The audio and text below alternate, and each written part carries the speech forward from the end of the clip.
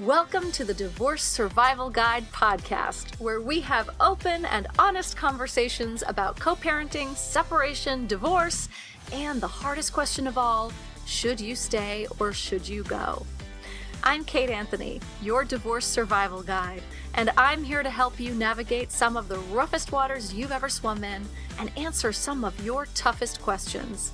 I've been to hell and back, and now it's my mission in life to help you get to the other side of this process with your sanity and your heart intact.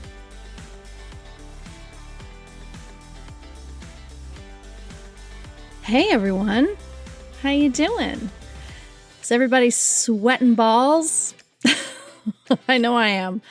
Good Lord. I live in Southern California. For those of you who don't know, I'm in LA, and it's already so hot. And I'm watching what's happening in Seattle and Portland and these sort of unprecedented heat waves. And I know that last year in LA, in August or September, when it gets crazy, crazy hot, last year we hit 120 degrees. I'm terrified about where we're going to get to this year. Oh, good Lord. And I also don't have central air, so that's fun. When I got divorced and I moved out of my really beautiful home, was the first house I ever lived in with a dishwasher and central air. And I was only there for a couple short years, and then I moved out, and I had to, as I've talked about a lot, I had to downgrade. And so I am still in the same house 12 years later. It's an amazing house. I love it, but it does not have central air, which I'm starting to think might be untenable in this area. Thinking that landlords may have to start installing those sorts of things in Southern California. Anyway, climate change is real, y'all. How about that? Climate change is real, and it's happening fast. Holy crap. That's a whole other podcast. But today I have with me somebody I'm super excited about this. I read her book last year sometime, and I became obsessed with it, and I followed her on Instagram, and I became a super fan. And then one day I just asked her if she would come on my podcast, and she was like, sure. And then we had this awesome conversation. And so I'm super excited to bring you my conversation with Caroline Dooner. She's the author of The Fuck It Diet. And she's a writer, a humorist, and the author of The Fuck It Diet. And The Fuck It Diet is a book for chronic dieters who want to heal their relationship with food. Hello. That was me. And this book was really instrumental in my healing process. And also because she's a humorist, she's super funny and she talks like me. I mean, she has the title fuck. She has the word fuck in the title of her book. So y'all know. You all know I love her. And she's currently writing her second book on toxic self-help and burnout.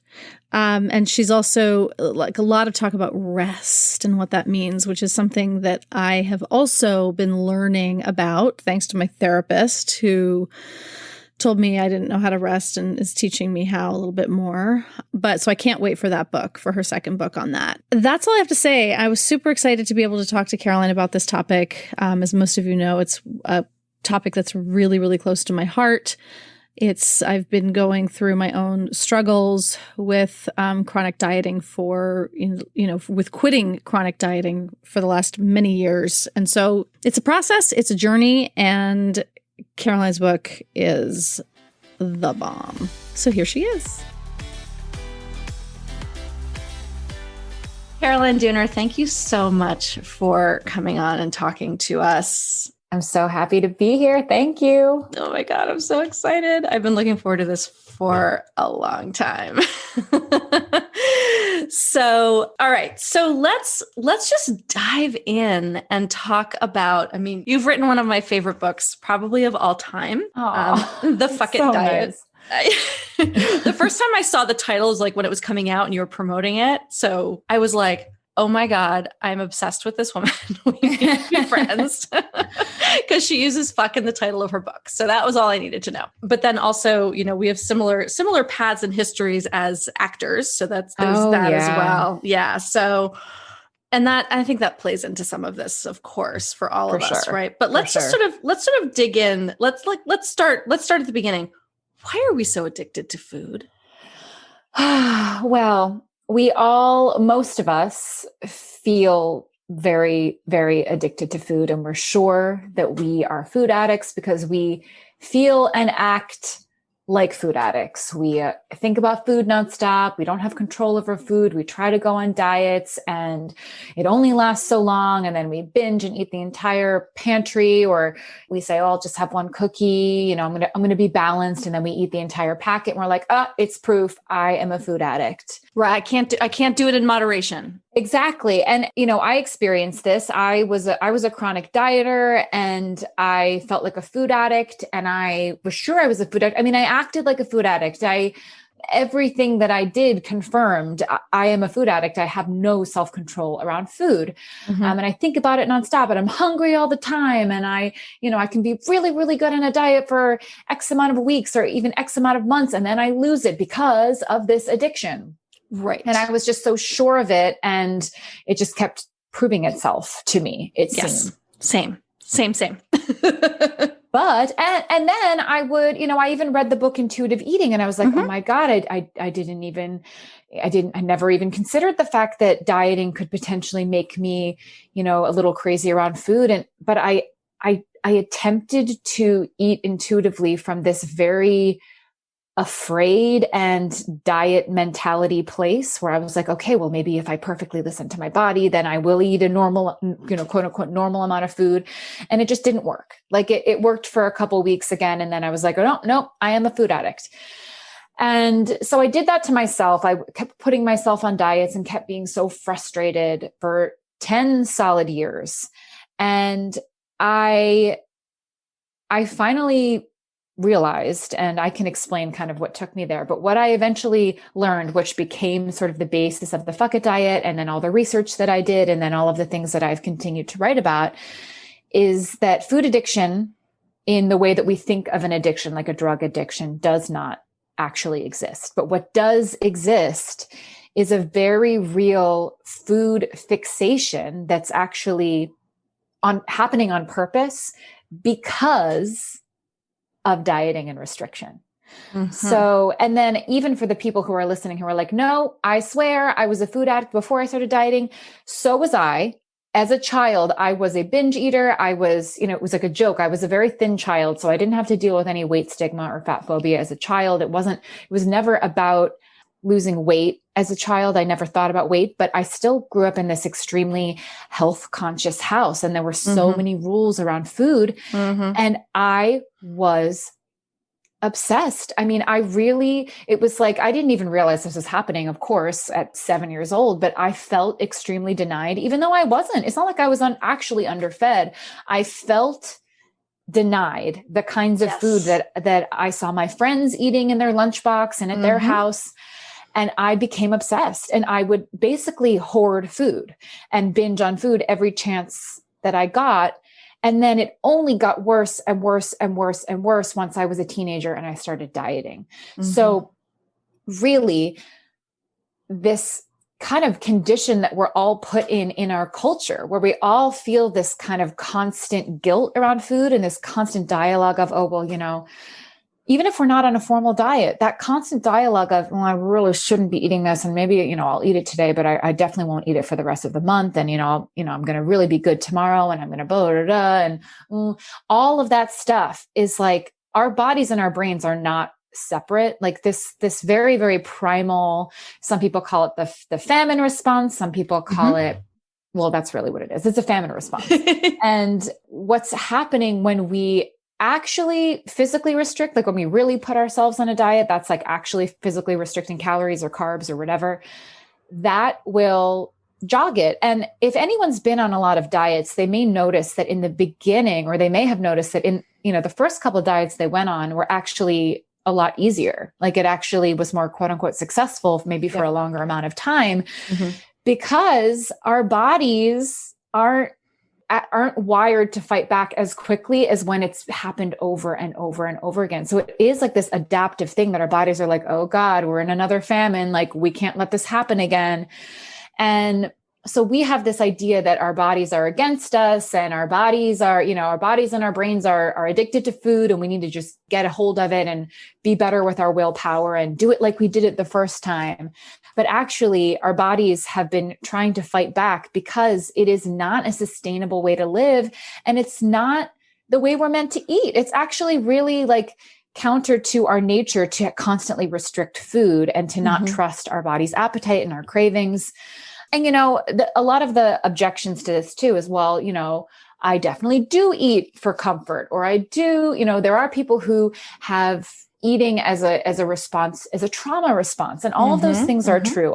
There are other reasons that we may eat for comfort, but it's still not an addiction.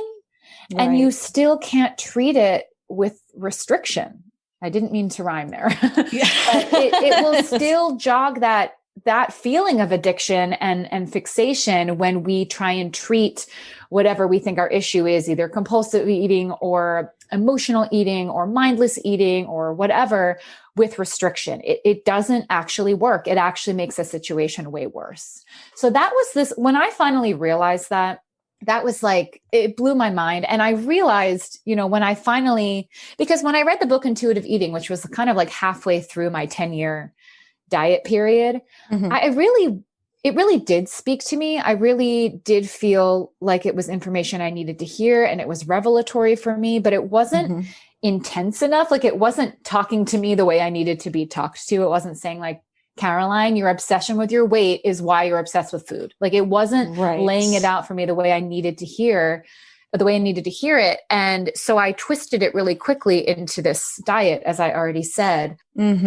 But the thing that really did change it for me was when I realized that my own personal obsession with my weight and trying to micromanage my weight. And a lot of that for me came from I was an actor. I was a professional actor, went to school for acting at NYU. And I was, when I had this epiphany, I was a couple of years out of school, and I had been so obsessed with my weight because, in a way, for an actor, unfortunately, and there are a million reasons why this is messed up and it should change. And I think it slowly is changing, kind of. Slowly, sort of. But dieting and looking a certain way is part of the job description. It is. For a lot of the jobs you're trying to get.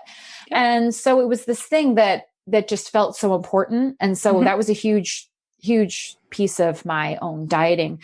I was diagnosed with PCOS when I was a teenager, which actually is the thing that started my dieting. And so there was this other piece for me where I was like, oh, I have to diet. I have to be obsessed with my weight. Maybe if I can become really thin, like I was as a child, I won't have these problems that developed when I went through puberty. Like, it was a little bit backwards, but it also was kind of the stuff that the doctors were telling me. Well, that's what they tell you. Right. Yeah. Absolutely. That's what doctors are constantly telling you, especially with PCOS, right? Yeah. It's all about food and diet and weight loss and all that stuff. And meanwhile, I mean, it was never presented to me ever. And for most people who have PCOS, weight cycling, well, when you go on a diet, it's almost certain that it will cause weight cycling, because let's break that down for a second, because if we start from the beginning, right, about like, do diets work? So, you know what I want to do? I want to pull up this really great quote if I can find it. But, I was just writing my second book, which is also a lot about this, but more from my own personal story.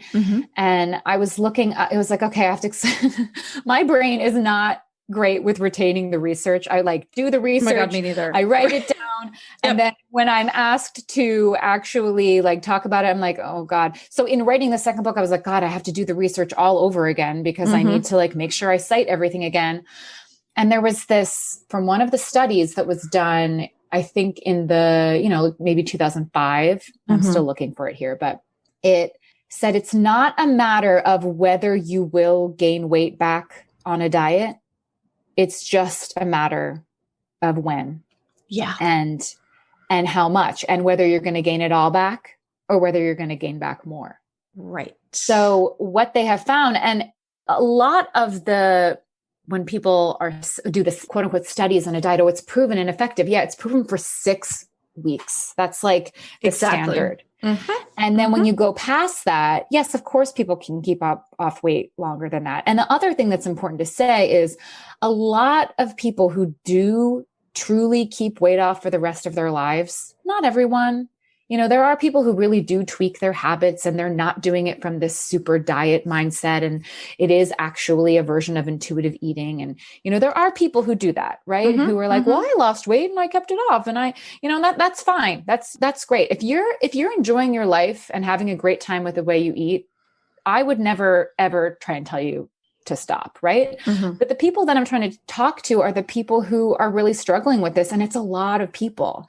Yeah. It's a lot of people. And what I was trying to say is a lot of the people who do lose weight and keep it off for many, many years, a lot of those people, and in some ways I was one of them for a while, have disordered eating and struggle with it and are stressed over it and are thinking about it too often. They're counting every calorie every single day. Yes. And in that time, you know, they may be thinking, you know, this is great. This has really worked for me. Look, and not really, maybe they haven't hit that point where they are like, okay, this is actually taking up way too much of my mental and physical energy. Yeah. Okay. So I just found it. It says losses are not maintained. This is from a study in 2007 by Tracy Mann and other people. Losses are not maintained. As noted in one review, it is only the rate of weight regain, not the fact of weight regain, that appears open to debate. So, and this has been found I have a list of studies in front of me. Sure. One of the strongest predictors for weight gain is dieting, regardless of the actual body weight of the dieter. So this idea that we have to diet because we're gaining weight and we keep gaining weight, we don't realize that as a part of our survival response, our bodies will actually purposely, force us to feel addicted to food, that food addiction we were talking about earlier, that's actually a fixation caused by raised hunger hormones when when you're chronically under eating or chronically having yourself go back on diets.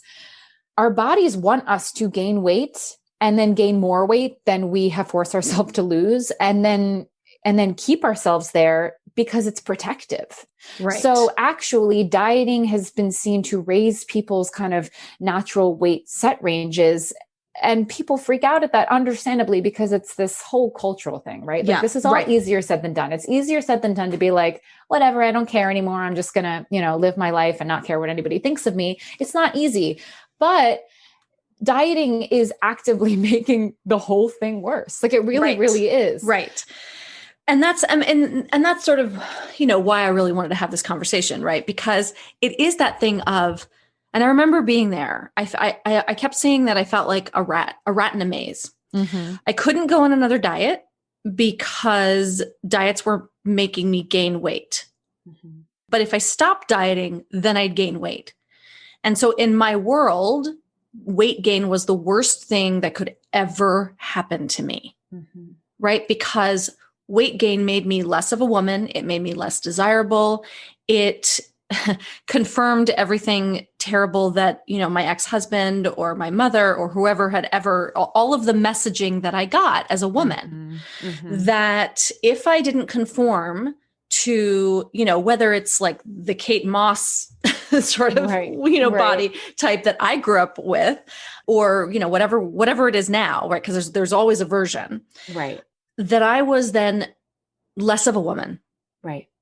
Yeah. And I think so many women suffer with this, right? And so I felt like a rat in a maze. I was like, but if I don't diet, then I'll gain weight. But if I do diet, I'll gain weight. So, oh my God, I'm going to gain weight no matter what I do. And gaining weight is the worst thing in the world. It will completely strip me of my identity. And as someone with pretty privilege, that was like horrifying to me. Right. Right. And who am I if I strip away all of these things and I allow myself to gain weight and I allow myself to, not conform? Then what? Right. And it's panic. Yeah, it really is. It is. And it really is a cage. And when we're in the cage and when we're like, or maybe when we think that we're succeeding in the cage, like we're in the diet cage, but we're like successfully dieting maybe at the time, it feels like maybe it's worth it. But there usually comes a time where you realize you are in a cage, you are trapped in a cage, and you believe that you have to be, honestly, that you trapped yourself in the cage. Actually, there's literally no choice, right? There's no choice in that. When you're in the cage, you don't see any other options. Right. And it's terrifying. If you want that kind of approval from a lot of the different parts of our society or the people in our lives, we're like, okay, it's worth it to lock ourselves in this cage. Right. Because it feels safe. It feels safer at the time. But as you just said, you got to a point where no matter what you did, there was no way to stay in it anymore. Right. Right. And I just had to completely surrender it. And it was awful and terrifying and all of the things. And, I can say that I don't know if we ever get to the other side, right, of any of these things. But, a few years down the road, I can say that food freedom, there's almost nothing as liberating to me as not thinking about food. Yeah. And, here's another piece of it that we haven't even really touched on yet, but restricting our food is actually really bad for our mental health. It can really make us very, very anxious, and not even just the anxiety over the situation we're in, but actually chemically anxious, depressed, exhausted. It really does a number on our mental health, actually physically, chemically. And then it does a number on our mental health just because we are, we feel like, a lot of the times when people do quote unquote successfully lose weight for any number of time, there's a little moment of euphoria of, oh my God, I did it. Look, I can fit into these clothes. But it quickly is followed by panic of, oh my God, I have to keep this up because I'm getting all this praise and I'm getting all these compliments and I have to fit into this new wardrobe that I bought. And we want to cling to that so much that it kind of becomes the sole focus of a lot of our lives. Yep. Absolutely. And is it really worth it? I mean, sometimes it feels that way when you're in it, but it really isn't. Like, it really does a number on you in so many ways. Yeah. I remember I did an infomercial for an exercise machine, a very famous exercise machine. Oh, wow. That I may or may not be able to name. I have no idea. So I'm just not going to. There's a commercial out there with my face in it, and the dirty secret, and I don't know how they get away with this. And maybe you can tell me. I literally don't know how they get away with this, right? The commercial says, like, we just worked out on this machine for 15 minutes a day and we lost 30 pounds. And like, by the way, no, we fucking didn't. Right. They put us on a highly restricted, I got free food for 10 weeks, which was awesome. I was so stoked. I got free food for 10 weeks. It was 1,200 calories a day. And I thought I was going to die. My period stopped. I developed eczema all over my body. I was a complete mess. And then they put us on the machine for, I think it was like 45 minutes, 3 days a week. And then we trained hardcore doing strength training and weight training with like personal trainers for another 3 days a week. So I so wonder how they get away with that. I wonder if there's like fine print that says like, with just 15 minutes a day plus quote proper nutrition, right? And an active lifestyle or something. I wonder. Right. They're literally lying, and it happens all the time. And, when I finished that, I was like, this is my ideal body. I finally hit my goal. Right. And again, yes, that panic of like, wait, but now they're taking the food away. And I didn't care that my period stopped, that I had eczema. I was like, whatever, I'm hot. Right. But now I have to continue to personally train, do personal training 6 times a week. I have to continue to eat this tiny amount of food every single day. Which isn't enough, by the way. Which is not enough. The 1,200 calorie a day diet that like everybody goes on is what is it that you say it's to me, are you thinking of the Minnesota starvation experiment? Yes, but I was also thinking that like, I think you say in the very beginning of the book, like basically what 12, like who should, it's like for like an 8-year-old or something. It's for a 4-year-old, a 4-year-old, or a 2-year-old. It's literally for like babies.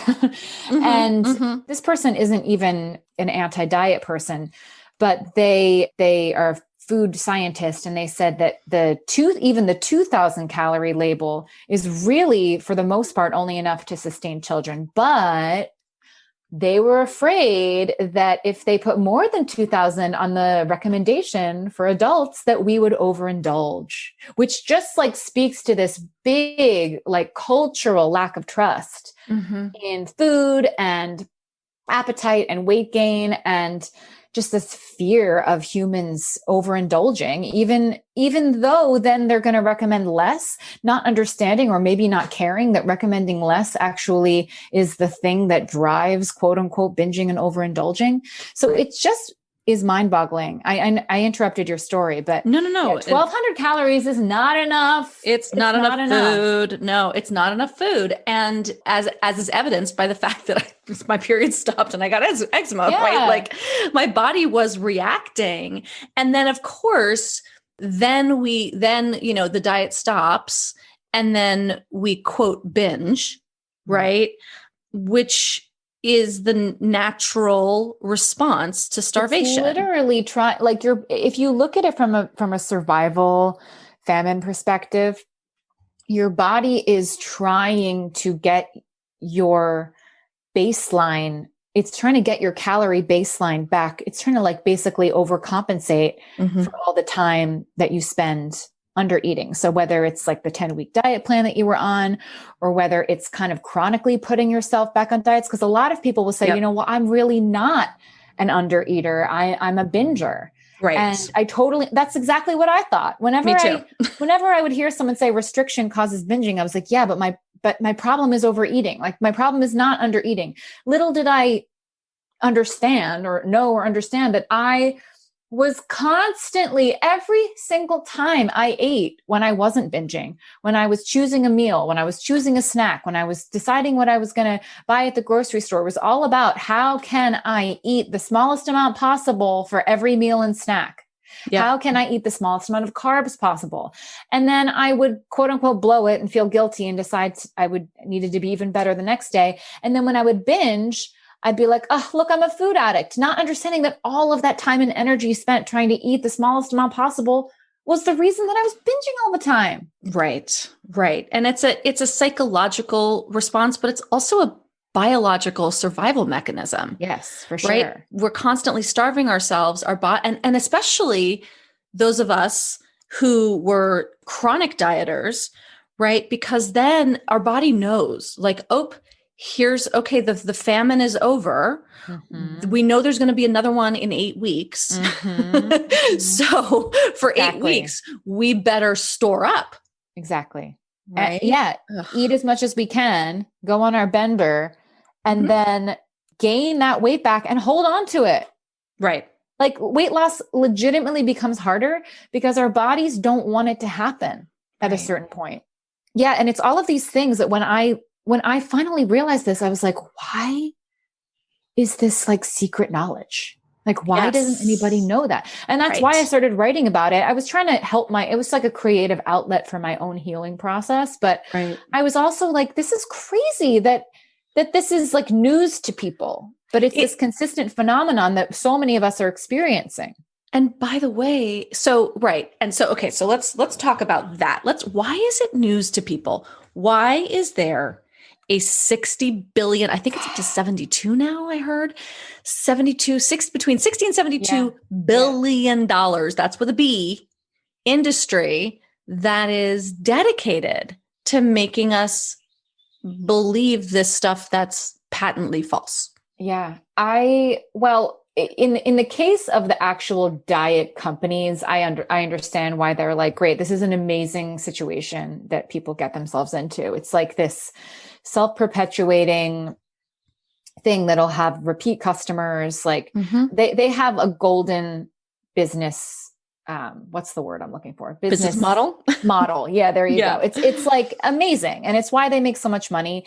It doesn't work consistently. We all believe it's this. So the biggest problem, in my opinion, is that it's become this like cultural myth. It's like, right. And I actually spent a lot of time in this, my second book, especially, which is not out yet, but I just kind of finished working on it. It's going to be out next year, but I talk about it in the Fuck It Diet as well, but I spent even more time in the second book trying to compare the mentality around this cultural obsession with thinness to kind of like a cult mentality.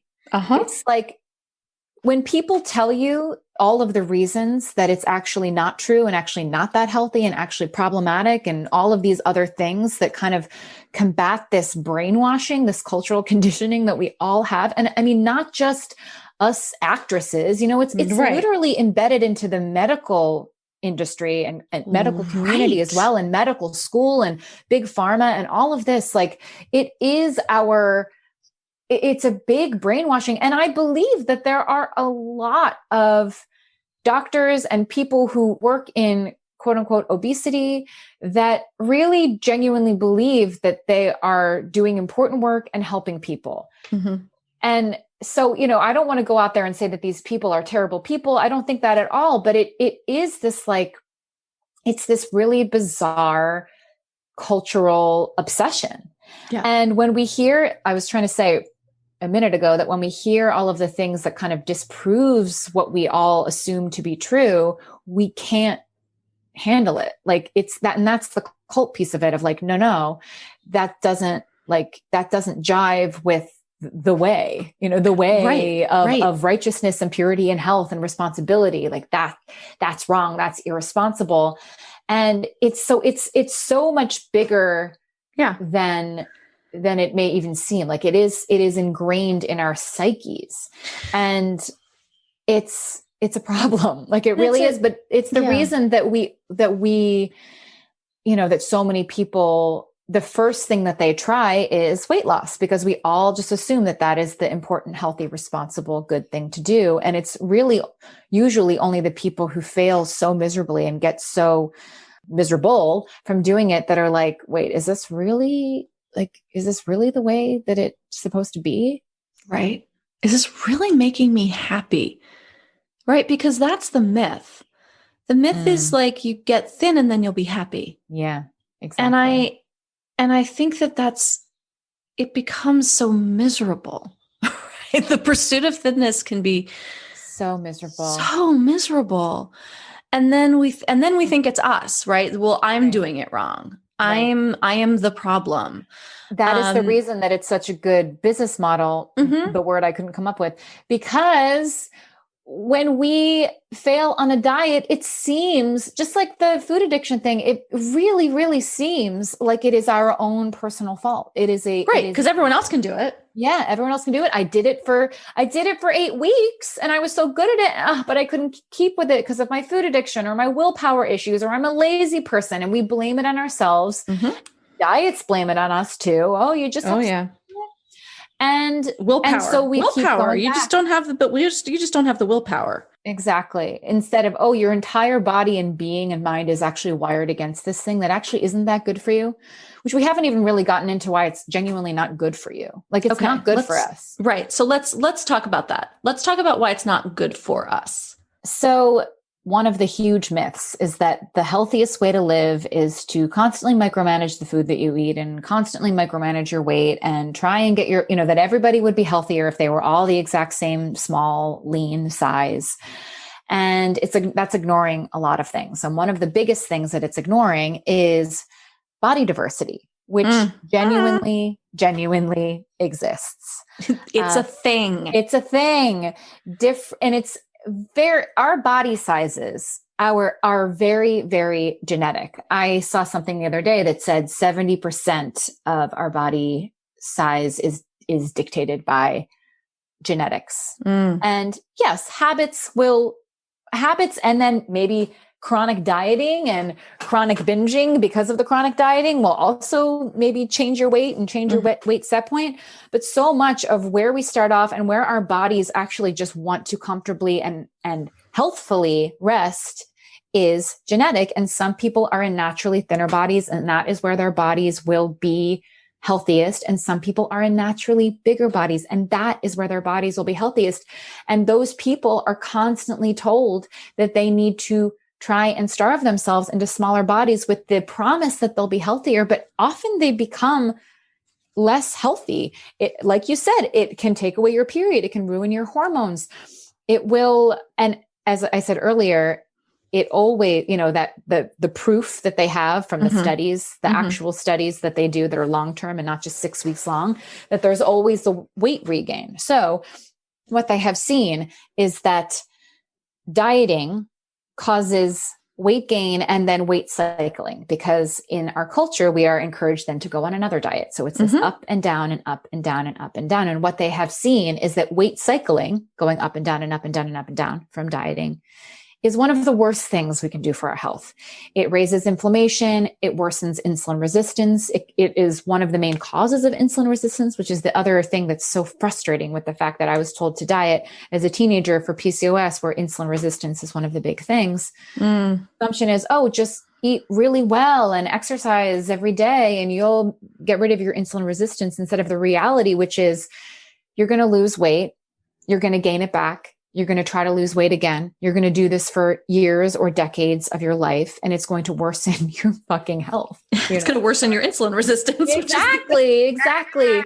So, and there are all of these things too. Like if you've ever heard of the obesity paradox, quote unquote, there are a lot of people who actually are invested in intuitive eating and anti-diet health that work with eating disorders and actually are looking at the data, and they're like, they call it a paradox because it is counter to what we believe about weight and higher weights and weight gain. But the obesity paradox is not a paradox at all. It's just this shocking thing that they find, that people in the overweight BMI category and even the obesity category have better health outcomes, longer lifespans than people in the normal BMI category, and that they have better protection from certain heart conditions and this and that, all of these things that we think would be the opposite.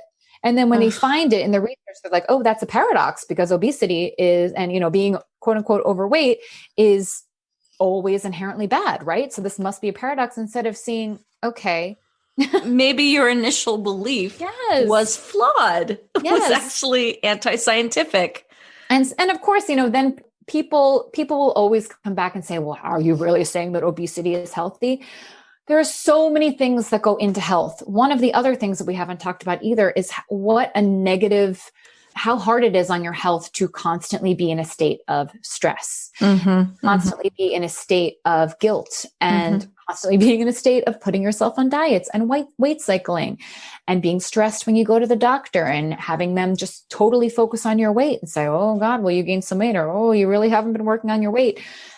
The actual effects of what they call weight stigma affects our health, affects fat people's health, arguably worse than any weight gain or actual weight itself. So people have said a lot of the quote unquote negative effects of obesity can actually be attributed to weight stigma. People who are open to actually seeing this quote unquote paradox and understanding that it's not a paradox, and who have studied weight stigma from a neutral perspective, not from a how can we still force people to lose weight because that's just what we assume is best for people, have seen that the quote unquote ill effects of being a higher weight can almost all be attributed to weight stigma.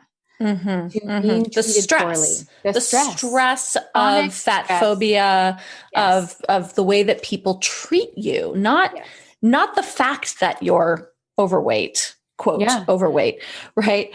But the way that society makes you feel about it. Yeah. And this is not just, all kinds of stigma can do this. And there was even a study that showed that, even just perceived discrimination can raise blood pressure, can cause that kind of chronic stress that does affect your health, that affects your immunity. It affects your insulin resistance. It affects your body. So this piece of stress in our health that, we like casually talk about it, but I don't think we understand as a culture how much of an impact it has on our health. Right.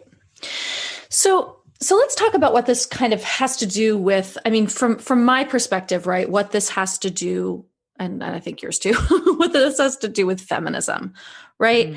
There's something to me about this entire conversation that is really important because it is an entire system that's been created to, among many others, to have women not listen to themselves. Yes.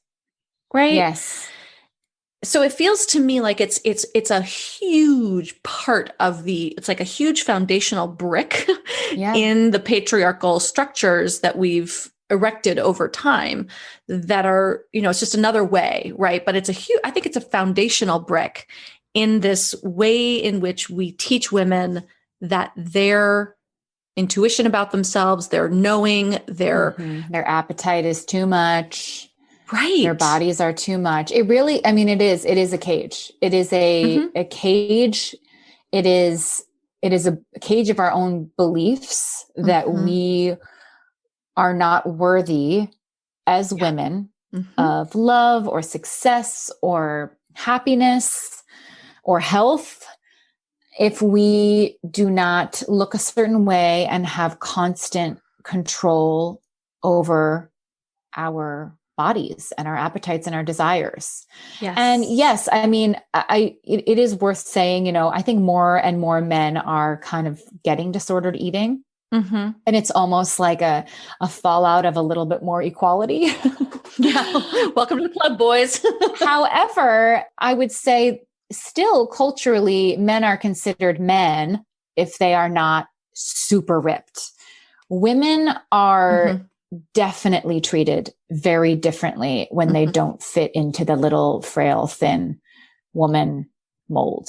Yeah. And so it really is this cage of belief that we feel stuck in. And it's not easy. Like you said, it's not easy to just stop caring. Right. Because there will be people in your life, maybe people that are very close to you, who give you a really hard time about it, who don't understand. Again, it is this sort of like cult thing. Like if you were saying, you know what, I don't really think I want to stay in this cult anymore.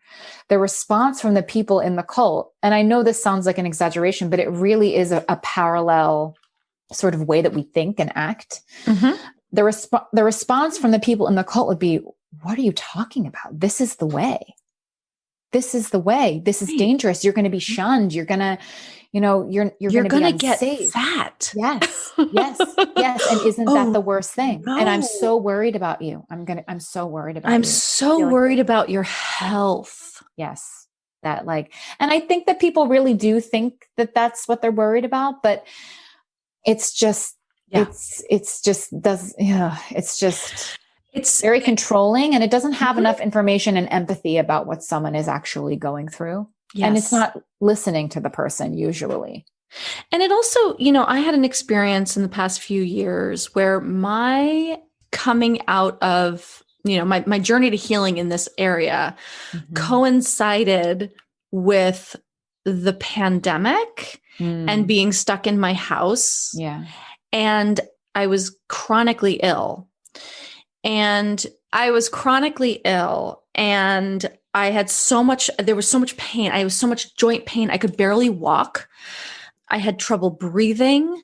There was all this stuff going on, and it coincided with giving up dieting and gaining weight. And so everyone in my life was like, it's obviously the weight gain. And especially, and the concern and like, and I'm like, yeah, I'm doing, this is important for my mental health. And they're like, but what about your physical health? Right. And so when everyone was focused on that, what was missed was the fact that, and finally was discovered, but after years, was that I had mold poisoning. Oh my God. Right. Because, and so when we ignore that and say, just lose weight.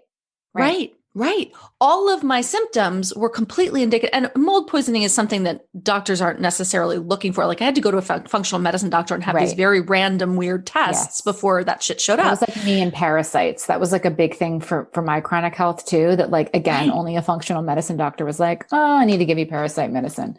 Right. Cleared up like pretty serious headaches and like all of this chronic exhaustion. In another headspace, I would have blamed on me not eating a perfect paleo diet or whatever. But I was like, it can't be the diet. Like I don't eat that badly. Yeah, I'm on the fuck it diet, but I've been doing this for a long time. And anyway, it's so frustrating because there are so many people who are dealing with issues that are not caused at all by weight or the food they're eating, but that's all they're being told. And that's all that they're assuming. Exactly. So a lot of people, doctors are missing legitimate chronic illnesses and diagnoses because they're like, well, go on this diet or eat this or go, you should try, have you tried keto? And it's like, seriously. No. Yeah. What did you have to do for the mold poisoning? Move out of my house and fortunately I rent. So I called my landlords and I was like, hey, I'm out. You need to find where the mold is. Yeah. So it cost them a fortune and they found it and they cut it out and they remediated. And then I had to go on all these, supplements and those cost a fortune. And, but night and day, night and day, totally. I couldn't walk. Oh. So, it was so bad. It was so bad. So all of my joint pain, all of that is gone. Amazing. And then right after I was diagnosed, I got COVID. So, oh God, more exhaustion. So my lungs have been hammered. So it's getting back into regular exercise has been like a challenge about but that's a story for another day. And now we're going to take a quick break to hear from our sponsor today. Today's sponsor is SoberLink. Now, the SoberLink system is designed to make parenting time safer with real-time remote alcohol monitoring. SoberLink uniquely combines a breathalyzer with wireless connectivity and is the only system that includes facial recognition, tamper detection, and advanced reporting. Parents can submit a test anytime, anywhere, thanks to SoberLink's wireless technology, which delivers test results by text message or email to the concerned parties. Simplify co-parenting arrangements by using the system that provides transparency and proof of sobriety throughout the day. Flexible schedules combined with real-time delivery of results make SoberLink the experts in remote alcohol monitoring technology. And for a limited time, get $50 off your device by emailing info@soberlink.com and mentioning the Divorce Survival Guide. And now back to our show. I just want to talk about two more things. Mm-hmm. And I think they're connected, actually. The first thing is emotional eating, right? We always talk about emotional eating. And it's so bad. You're just emotionally eating. Right. Right? Emotional eating is actually a thing. And it's actually it's not bad for you. Yeah, there are a couple ways of looking at it and talking about it. The first one is that we are human. We are not robots. We do not need to expect ourselves to only eat for fuel, right? Mm-hmm. We are allowed to eat for pleasure. We're allowed to eat we're allowed to eat for comfort. We're allowed to eat when we've had a bad day. We're allowed to do all of these things. It is morally neutral. It is actually also neutral on from a health standpoint. So emotional eating is not inherently bad. So that's the first thing. But the other thing is when we when we are dieters, when we're in that kind of chronic state of food fixation, we are more wired to seek out food for comfort. So food and emotional eating actually becomes a quote unquote better drug or more of an effective kind of mood stabilizer. We're actually we're more rewarded in our brains chemically for eating when we're chronic dieters and when foods are are restricted or forbidden. Being a dieter and being in that state actually exacerbates kind of more dysfunctional, quote unquote, emotional eating. But also you could look at it from the perspective of, well, like I said earlier, chronic dieting does cause anxiety and all of these things that eating actually soothes. So you're almost creating the problem in the first place sometimes. But also, there's no problem with using food as a way to soothe, especially if you have other coping mechanisms, especially if you have a therapist and you're committed to working through those issues. It doesn't even have to be at that moment. It can be at a later time. It's okay to eat to soothe, but to also understand that a lot of people who thought, and me included, thought that emotional eating was their main problem. Like I thought my binging was emotional eating and I just needed to feel all my emotions and not eat when I was feeling sad or whatever. Thought that was the main problem. Once I actually stopped dieting and healed my relationship to food, emotional eating is like, I don't even know if I ever do it. Like it's just become such a non-issue because when food is allowed all the time and when you're out of that kind of place where you're so fixated on food, you're not going to primarily go to it because you're like, well, I just ate. Right. I'm not even hungry. I'm just I guess I'll cry or it doesn't work the way that it used to. And I say that, I say work, you can look at it in a good way or a bad way, but it doesn't have the same effect and it kind of falls away as a coping mechanism. Totally. It's really, it also, I was just talking to my therapist about this, who's amazing. And she was talking about like how stimulating the parasympathetic, we're talking about the sympathetic and the parasympathetic nervous system, right? And like when you're activated in trauma, I can never remember which is sympathetic and parasympathetic. Parasympathetic is the rest, is the rest one, digest, right? And the sympathetic is the fight or flight is the trauma, right? And so when you go to emotionally eat, you're actually stimulating the rest digest. Yes. Which is actually, it is literally physiologically soothing you and taking you out of a trauma response. So it's not, so emotional eating is like, not only is it legitimate or whatever, or it could be, a response to dieting and all of that, but also it could be exactly what you fucking need. Exactly. Truly. And, when you're in that sympathetic state, a lot of people, it's not fight, flight, eat. It's fight or flight or freeze. The eating is the part where you're kind of thawing out. So again, just like you said, it's good. It's maybe even good, but because people feel so guilty about it, it actually puts us into this anxious state. So you actually aren't allowing yourself to do the full relaxation and the full thawing because you're getting anxious over the fact that you're eating because of all of our beliefs about food. So that is why it is so unhelpful for us to have all of this guilt and all of these unhelpful self-punishing beliefs about food and about eating. Because we're causing the stress that we're actually eating to tame. Yeah, exactly. Yeah, truly. So, okay. So the last thing I want to talk to you about, or want to ask you about is, I want to ask you about like 17,000 more things. I feel like there's so many things we didn't talk about, but you are writing another book. Your new book that's coming out next year is about rest. I think that this is like, we're in the perfect segue to rest. And one of the exercises that you give in the book that, of course, I conveniently completely forgot about. And then when I was reviewing the book before this episode, I was like, oh, that you tell us readers to lie down for 10 minutes every single day. I mean, it sounds like the most simple thing in the world, But I know people are very resistant. 10 minutes of rest without your phone, with no distraction, just literally lie down on the fucking floor for 10 minutes.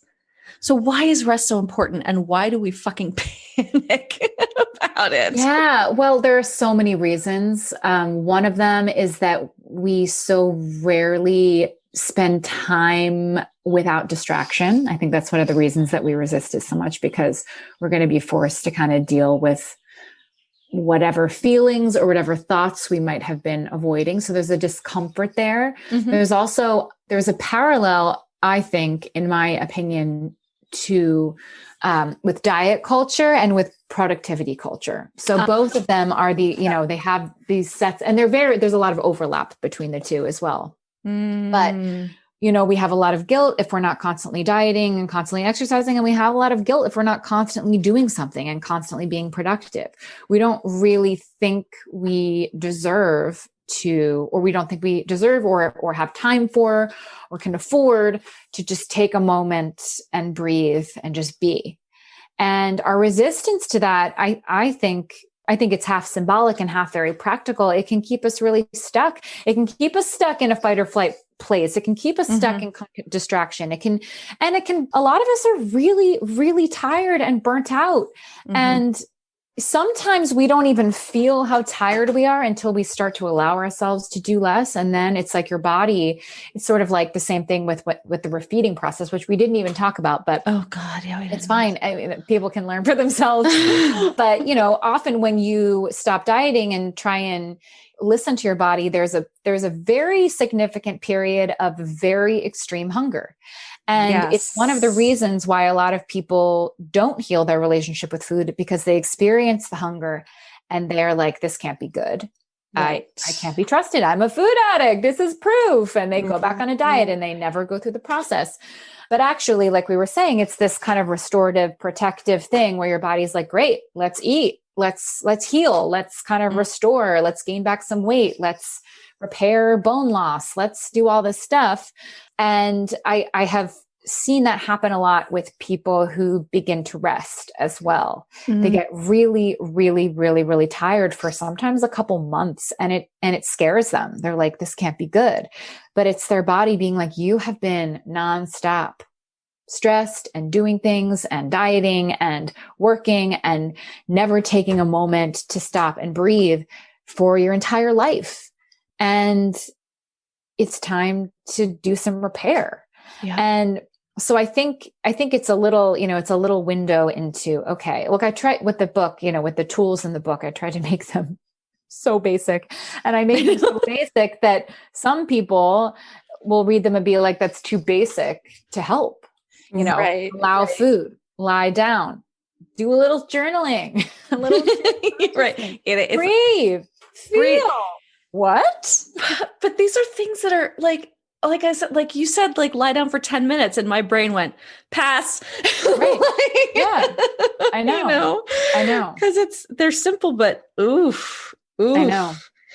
There was this woman did a TikTok video. I don't even know who she was, but someone just shared it in my Facebook group, I think, about rest, about like lying down and resting and obsessing about all of the things that you're not doing while you're resting is not rest. Right. It's not rest. And that is actually like, when I say that my second book is about rest, a lot of people are like, oh, you mean like rest from exercise or like sleep?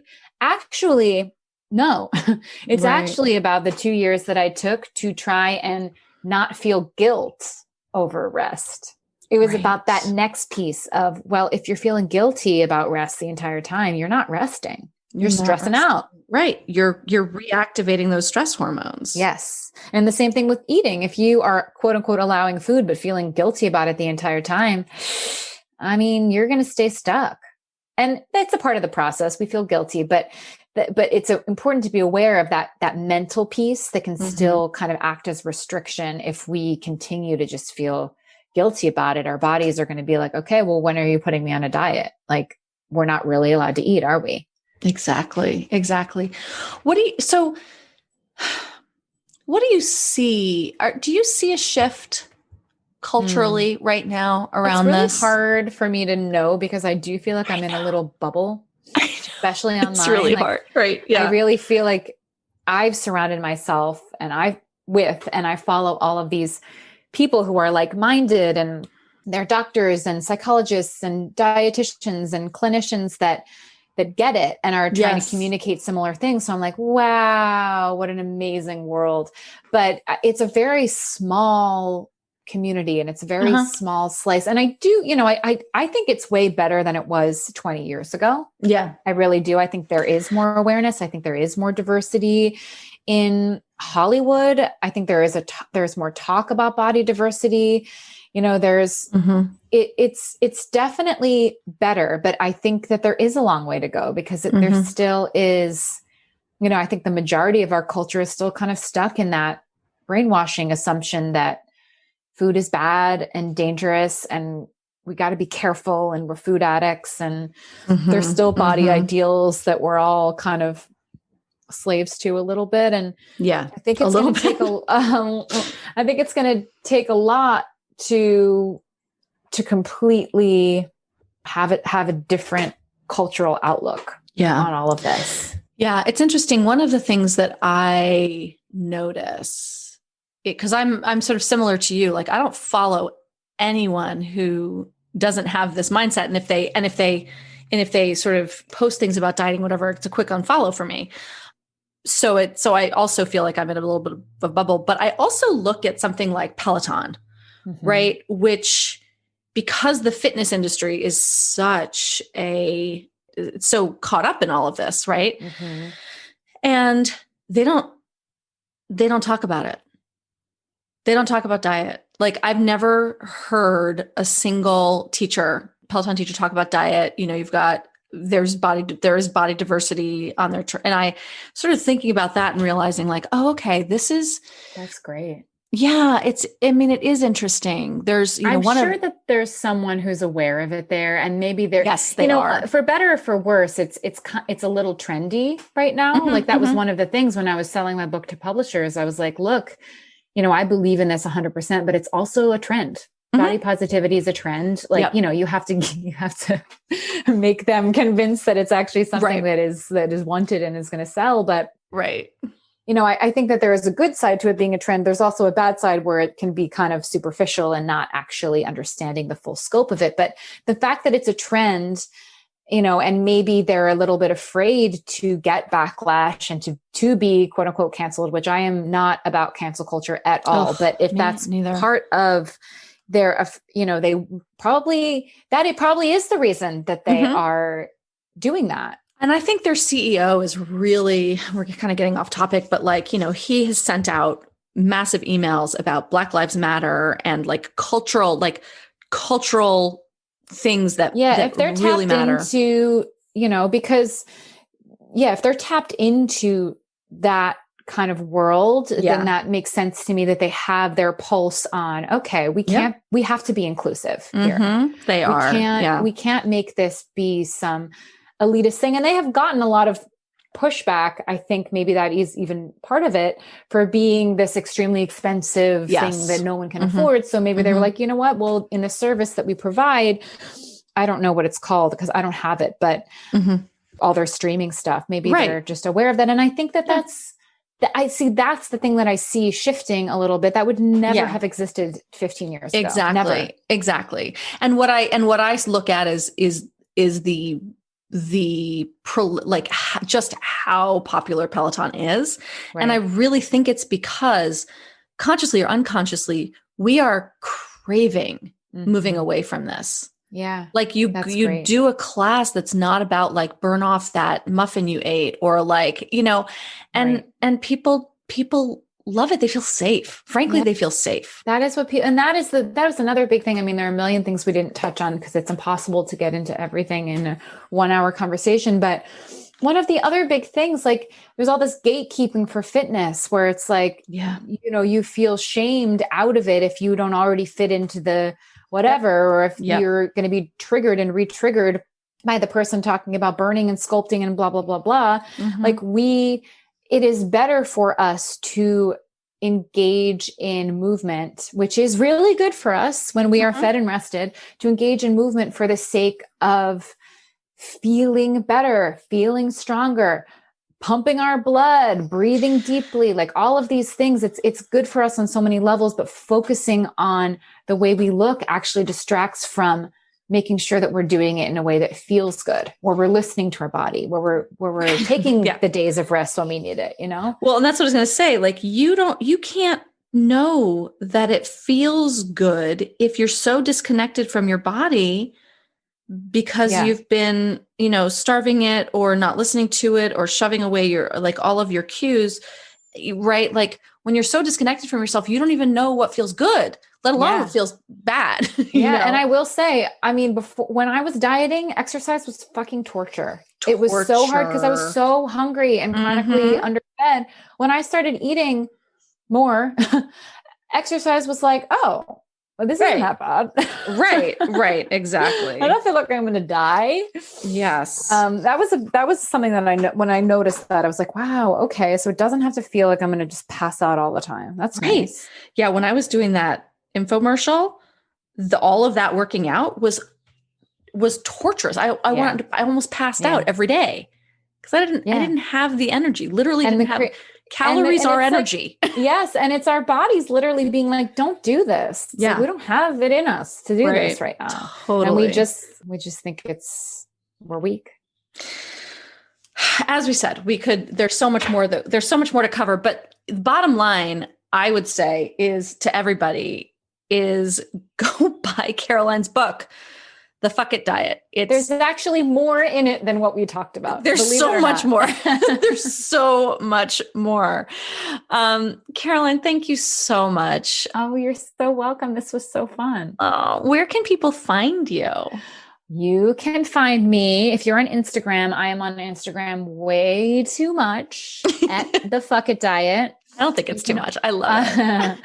Neither do I, but some people would say that it is too much. And it might be too much. But you can also, if you're not on Instagram, you can go to thefuckitdiet.com. You can read the beginning of the book from there to see if you jive with the writing style and the beginning of the book. I have a podcast that's on hiatus right now, but there's a lot to listen to.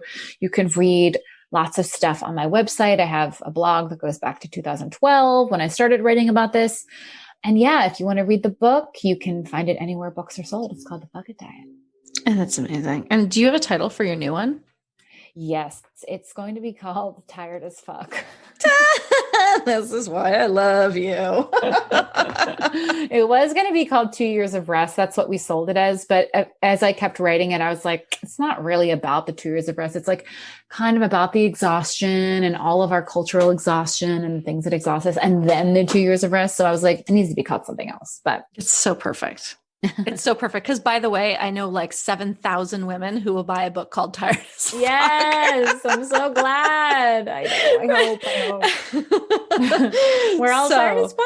Exactly. We're all tired as fuck. Oh my God. All right. Caroline, thank you so much for coming on and talking about this. Thank you so much for having me. It was great. It was a great time. Awesome. Thanks for tuning in to another episode of the Divorce Survival Guide podcast. If you like what you hear, head on over to Apple Podcasts or wherever you listen in and leave me a review. And don't forget to follow me on Instagram at The Divorce Survival Guide. I'll see you next time, and until then, remember, you, my love, deserve to be happy.